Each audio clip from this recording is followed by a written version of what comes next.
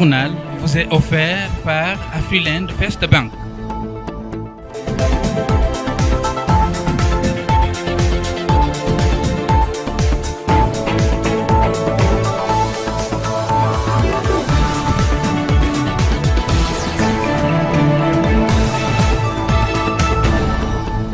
Excellent début de semaine à toutes et à tous, mesdames et messieurs. Vous avez choisi la FM Télévision, c'est le meilleur choix et c'est l'heure de vous informer. L'actualité reste dominée par la table ronde sur les génocostes tenue ce lundi au Centre culturel international de Kinshasa. Le chef de l'État a plaidé pour la reconnaissance internationale du génocide congolais tout en dénonçant les manœuvres orchestrées par certaines puissances avec en tête le Rwanda et ses milices dans les violations graves des droits humains en République démocratique du Congo.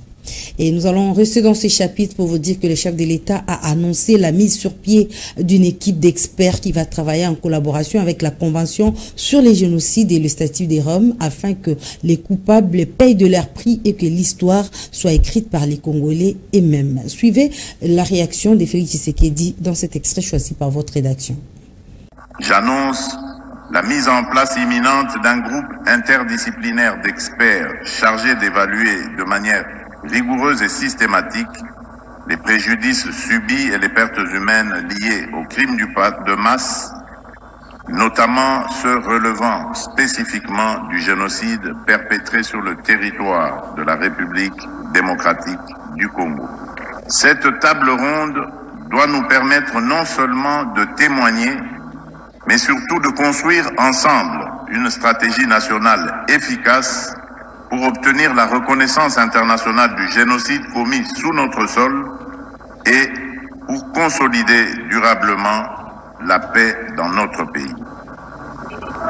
La République démocratique du Congo, fidèle aux engagements internationaux pris, notamment à travers la Convention sur le génocide et le statut de Rome, ne ménagera aucun effort pour que justice soit faite, pour que la dignité de nos victimes soit restaurée, et pour que l'histoire vraie de notre pays soit enfin écrite par les Congolais eux-mêmes.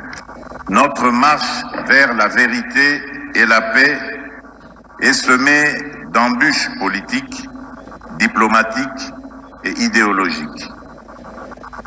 Mais elle est nécessaire et irréversible. Elle est portée par la résilience d'un peuple déterminé à triompher des ténèbres pour bâtir un avenir de paix, de justice et de dignité. Dans son allocution, le président de la République a aussi évoqué la nécessité urgente du retour de la paix dans la partie est de la RDC, tout en appelant les Congolais à l'unité. Suivez. Et nous devons tous y travailler. En ouvrant officiellement cette table ronde, je nous invite tous à être à la hauteur de cette responsabilité historique.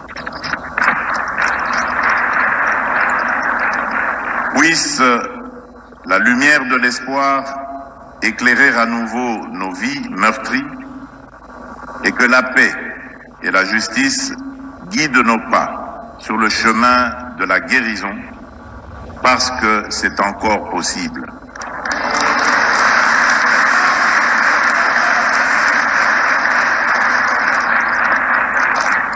Ne pas oublier, ne jamais répéter et commencer à guérir. Plus jamais seul, que Dieu bénisse la République démocratique du Congo et son peuple. Je vous remercie. Consultation initiée en vue de la formation du gouvernement d'union nationale. Les sujets continuent à susciter des réactions. Pour Willy Bakenda, analyste politique, il est impérieux de dissoudre quelques institutions pour faire face à l'agression rwandaise. Suivez sa réaction recueillie par votre rédaction, notamment par Brunette Ikamba et Israël Kimasi. L'union, c'est quelle nation? On parle de l'union. L'union, c'est un national. C'est la différence entre l'union nationale et l'union sacrée, c'est que l'union sacrée, c'est la vision d'une personne, d'un président de la République. Et l'union nationale, c'est l'ancienne vision politique. Mais ces gens qui consultent là, tous ces cas qui sont rentrés, ils étaient à l'union sacrée. Est-ce qu'ils avaient apporté leur vision cette affaire? Moi, je dis non. Il doit commencer à remanier son gouvernement.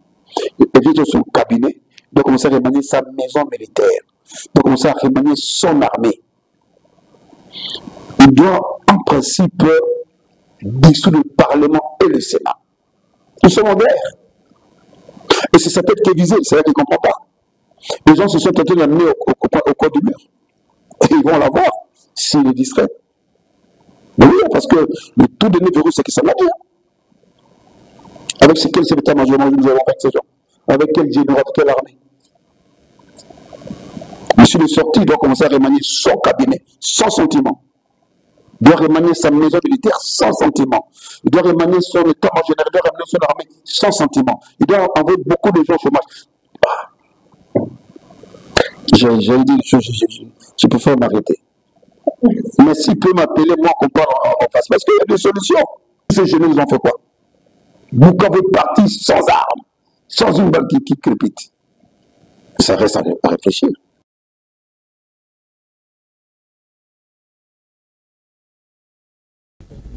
Refermons ce chapitre de la table ronde sur l'appropriation du génocide pour parler de la religion. Aucun serviteur de Dieu, quelle que soit sa religion, ne pourra exercer calmement sa vocation sans être enregistré ou identifié au ministère de la Justice. C'est la résolution prise par Constant Mutamba, ministre de ce secteur, qui a procédé au lancement de l'opération d'identification et d'enregistrement des confessions religieuses, églises, mosquées et autres lieux de culte. Je vous propose les détails en images dans ce reportage de Fifi Kalumbo et Torres Atibou. Halte aux anti-valeurs dans les secteurs religieux, sans permis de culte, pas d'autorisation de tenir ou d'organiser un culte. Une décision du ministère de la Justice saluée par les serviteurs de Dieu qui estiment que ces documents et l'opération d'identification aideront à lutter contre les anti-valeurs dans les secteurs religieux. Nous sommes très contents de ce que le ministre a eu à lancer,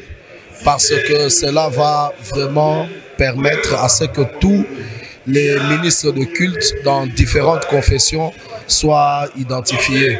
Et cela va vraiment permettre à ce que les personnes identifiées soient contrôlées, soient suivies, et ça va travailler pour empêcher la multiplicité des antivaleurs dans le milieu religieux. Donc nous soutenons vraiment cela, et avec toutes les réformes que le ministre a annoncées, nous prions pour qu'il y ait un vrai suivi de sa part, afin que toutes ces réformes puissent vraiment être mises en application. C'est une bonne chose pour assainir le secteur et surtout les antivaleurs. Hein? Les gens de gris-gris et tout là, sentimentalistes et tout, hein, vont être éradiqués de la confession surtout. Je parle de notre confession. Demain déjà, je vais passer pour retirer la fiche et puis voilà, récupérer la carte. En croire les ministres d'État, ministre de la Justice, Constant Mutamba, cette réforme présente plusieurs avantages pour l'assainissement du secteur religieux. Il faut de l'ordre, même la Bible nous dit que Dieu, c'est un Dieu d'ordre. Donc je vous invite à vous approprier cette phase d'identification. Ça va vous aider vous-même. Parce qu'il y en a qui usurpent vos qualités. Il y en a qui utilisent des noms de vos communautés, parfois à votre insu. Et quand il prend un peu de volume, là il cherche maintenant à changer les dénominations. Et désormais, comme je vous ai dit, le ministère de la Justice n'accorde plus de personnalités juridiques sans le parrainage de la communauté, la confession religieuse. Tu sollicites une personnalité juridique, tu dois avoir la lettre de parrainage de ta communauté. Tu appartiens à quelle communauté en tant qu'Église? Est-ce que tu as signé les statuts et règlements intérieurs de cette communauté, de cette confession-là? Parce que le ministre de la Justice n'est pas le juge pour commencer à régler vos problèmes internes. Les questions de spiritualité ne doivent pas se traiter sur la place publique. Chaque église doit disposer d'un organe de régulation des conflits, a suggéré les ministres d'État, ministre de la Justice, Constant Mutamba, pour la gestion des questions sacrées. Dans vos communautés et confessions religieuses, vous devez avoir des organes chargés des règlements des contentieux. Je disais encore hier que vous ne pouvez pas, pour des questions de spiritualité, tout le temps recourir à la justice. J'ai donné un exemple du pape. Le pape est désigné par quel nom? Sachez que cette opération d'identification débutée en séjour prendra fin le 25 juin 2025. L'idée est d'imprimer l'ordre dans le secteur religieux en République démocratique du Congo, a conclu Constant Mutamba, ministre d'État, ministre de la Justice. Juste après le lancement officiel de l'opération d'identification, s'en est suivi le processus de délivrance de permis de culte à quelques chefs de confession religieuse qui, à leur tour, ont sensibilisé les serviteurs de Dieu à s'approprier de cette initiative. Suivez leur réaction recueillie par Fifi Kalumbwe et Teresa Tibou encore une fois.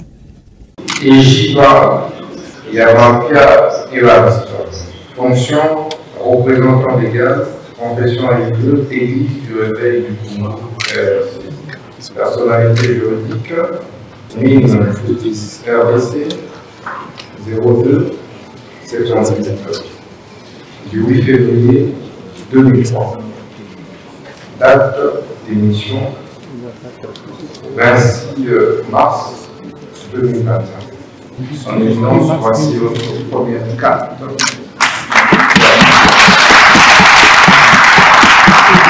Nous disons merci à son Excellence, Monsieur le ministre d'État, chef de la Justice et garde des Sceaux. Par la même occasion, nous lançons à toutes les éminences de se faire identifier, c'est pour notre bien, et c'est un cadre d'assainissement et surtout d'identification des zones dédiées à la République démocratique du Congo. Encore une fois, Excellence, merci. Aujourd'hui, est vulgarisé auprès du ministre de l'armée de Sahel. Merci beaucoup. J'invite les officiers de l'armée de Sahel à travers la République du Congo de se faire identifier. Son éminence chère, voici le permis d'exercice de culte. Nous délivrons ces jours que nous prions de bien vouloir le vulgariser auprès du ministre des cultes de la communauté islamique. Que Dieu vous bénisse. Gloire à Dieu le Tout-Puissant. Nous appelons tous les fidèles qui ont le grade d'imam, prédicateur, de venir s'enregistrer et surtout de faire un effort pour être identifiés.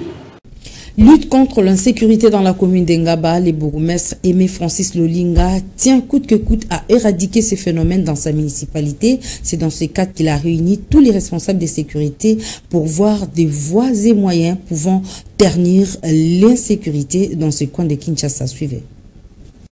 Cette rencontre avait pour objectif l'étude approfondie de tous les maux qui rongent la commune d'Engaba en matière d'insécurité afin de trouver les voies et moyens pour instaurer la paix dans cette partie de la capitale. Tout est parti des constats relevés par la population dans différents secteurs qui doivent nécessairement avoir une attention soutenue pour une nette amélioration, a souligné les commandants d'Engaba, le major Sama Konga, qui confirme que la population a soulevé plusieurs réclamations qui seront prises en compte pour l'amélioration du travail en dépit de quelques récalcitrants qui seront à leur tour interpellés. Aussi quelques lamentations de la population sur le plan sécuritaire, c'est pourquoi il a réuni ces hommes ainsi que les notables de la municipalité d'Engaba pour les écouter, puisque c'est en écoutant que ce service comme nous sommes censés prendre d'autres mesures pour la sécurité de notre juridiction. Voilà un peu le but de notre présence aujourd'hui. Selon le numéro 1 de cette municipalité, Aimé Francis Lolinga, qui a réuni toutes les structures de sa municipalité à cette réunion sécuritaire, l'objectif est d'aider la population d'Engaba à vivre avec toute quiétude. Lui, pour un comité local de sécurité élargi. Parce que nous avions quelques préoccupations et on avait besoin d'informer et surtout aussi de dialoguer avec des leaders et certaines catégories des personnes qui exercent dans la commune de Ngaba, notamment les tenanciers des hôtels en matière de sécurité. C'est-à-dire mieux contrôler les personnes qui fréquentent leurs établissements, parce que la sécurité de l'État en dépend. il n'y a pas que la sécurité locale, mais même au niveau national, nous sommes en période de guerre, donc on doit pouvoir identifier chaque personne qui fréquente les hôtels et les bars. On doit pouvoir savoir qui est là et qu'est-ce que la personne fait là. Toutefois, il faut savoir que ces services sont déjà en alerte pour mettre fin à l'insécurité qui ronge cette partie de la capitale. Les femmes membres de la mutualité des anciens élèves de Sonabata ont clôturé avec faste le mois dédié aux droits des femmes. Ces femmes, accompagnées de quelques hommes membres de cette mutualité, ont partagé un thème sensible autour de l'autonomisation de la femme et sa prise de conscience. Pour plus de détails, suivez ce reportage de Alain Goma et Teresa Thibou. Mois de mars, mois dédié à la commémoration des droits de femmes, les femmes de la mutualité des anciens élèves de Sonabata n'ont pas dérogé à la règle. Réunies autour d'une table, loin de bruit de la capitale, les femmes de la Maesba ont pris le temps de parler de l'importance de ce mois, mais surtout de la date du 8 mars. Maître Annie Bayama, intervenante du jour, a exhorté les femmes de Maesba sur l'autonomisation de la femme et la prise de conscience. La femme étant capable de tout faire, selon Madame Fifi Badianga, elle a demandé à toutes les femmes de se mettre au travail. Nous sommes là pour nous fêter pour participer au développement et mboka ya monde to ba que non moi ça capable ya azala pe femme militaire avocate donc musala nyonso mobala ko sala biso pe to ko sala yango. À son tour, Madame Gisèle Massengi est revenue sur le propos de Maître Annie Bayama et a tenu à donner le prochain rendez-vous de la Maesba. C'est une occasion pour nous les mamans de se réunir, de se partager. On avait un thème qui était partagé par Madame Annie Bayama. Il nous a exhortés en tant que femmes. Il y a maintenant l'égalité entre l'homme et la femme. Il a parlé, il nous a exhortés à travailler comme les hommes. Pendant l'année en cours, il y a des activités. Au mois de juin, le 30 juin, nous aurons une activité à faire en tant que la mutuelle. Et vers fin de l'année aussi, à la clôture de l'année, il y aura aussi une activité. À tout seigneur, tout honneur, le président de la Maesba, Tcheskonjeka, a rehaussé de sa présence avec un nombre important d'hommes. Dans ses dires, il a affirmé l'accompagnement des hommes dans la réussite de la dite activité. Les mamans nous ont demandé et exprimé qu'on fasse une manifestation en rapport à leur mois, donc disons le mois de mars, où ils fêtent la journée du 8 mars. Comme nous sommes au mois de mars, nous parlons femmes, donc nous Maesba, nous voulons que toute femme de Maesba contribue, toute femme de Maesba participe effectivement à tout ce qui est comme activité, tout ce qui est comme programme, tout ce qu'on peut organiser à Maesba, que la femme s'y mette. Tout est bien qui finit bien. La Maesba a vu le nombre de ses membres augmenter avec l'adhésion de 2 anciennes lycéennes invitées à la cérémonie et la présence d'une autre structure, les retrouvailles, regroupant aussi en son sein les ressortissants de Sonabata. Pour terminer en beauté cette journée, quelques pas de danse ont été exhibés. Et la population du quartier Founa dans la commune de Limete gémit dans l'obscurité causée par les coupures intempestives du courant électrique. Approchée par nos reporters, la population de ces coins dénonce l'insécurité et la perte des réserves de denrées alimentaires. Suivez ce cri de détresse recueilli par Immaculée Kavira et Armand Foukama. Les coupures intempestives d'électricité deviennent un casse-tête pour la population de la commune de Limete, précisément au quartier Founa, alors qu'il est généralement industriel. Abandonnée à leur triste sort, cette population, surtout celle qui s'adonne aux activités commerciales, décrit la léthargie dans la démarche de pallier à cette situation. En tout cas, le courant est instable ici chez nous à Founa. On peut faire même 2 semaines sans électricité. Et là, on fait des pertes énormes, nous qui achetons des glaces pour nos boissons. En tout cas, ici avant, l'électricité était en bon état, mais maintenant, on a fait 5 mois sans électricité. Vu que tout le monde a limité dans la commune présidentielle. Nous payons les factures, mais nous ne bénéficions pas de l'énergie. Le courant n'est plus stable.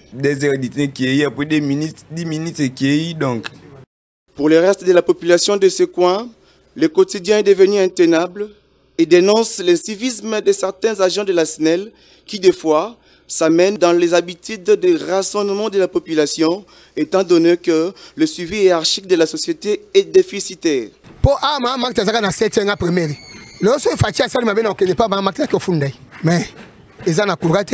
Nous n'avons pas du courant ni de l'eau, l'insécurité s'installe.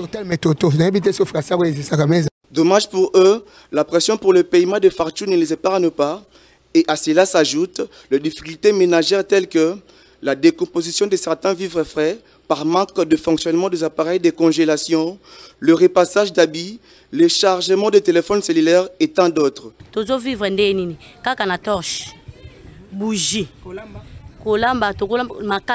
Nous utilisons des torches et des bougies. Nous préparons avec le bois de chauffage. Nous nous déplaçons vers Kingabois pour charger nos téléphones.